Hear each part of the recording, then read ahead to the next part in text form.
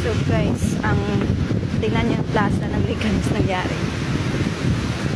Sa lakas pa naman ng hangin. So, lakas ng hangin.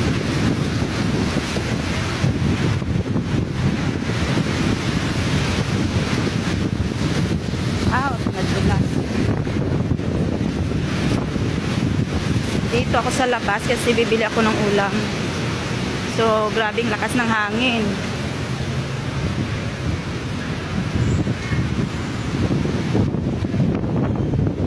Tatigil lang ng ulan